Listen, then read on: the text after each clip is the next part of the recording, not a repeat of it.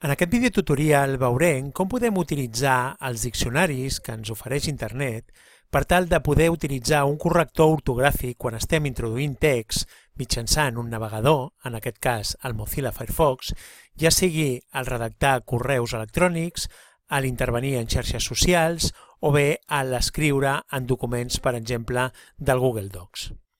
Per tal d'instal·lar els diccionaris ens haurem d'adreçar en el menú del Mozilla Firefox, fem clic per obrir el menú i ens adrecem a l'apartat Complements.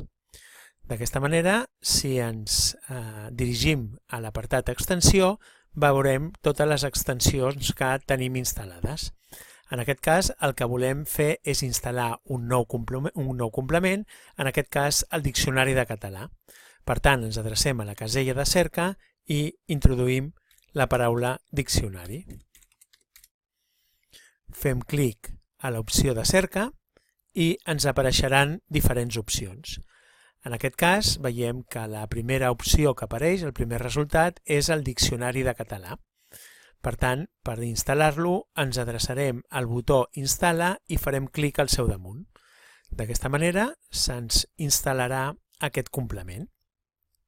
Un cop tenim el diccionari instal·lat, veurem que quan estem introduint o modificant textos a través del Mozilla Firefox ja tindrem activada l'opció del corrector.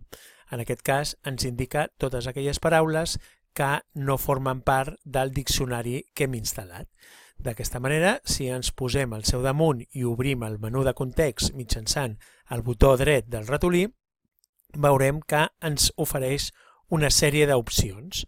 Per tal de modificar la paraula incorrecta per la paraula correcta, senzillament l'hem de seleccionar de la llista que apareix i fer clic al seu damunt. En aquest cas serà la paraula després amb accent a la E tancat. Veiem que ja s'ha modificat la paraula i de la mateixa manera ho podem fer pel resta de paraules.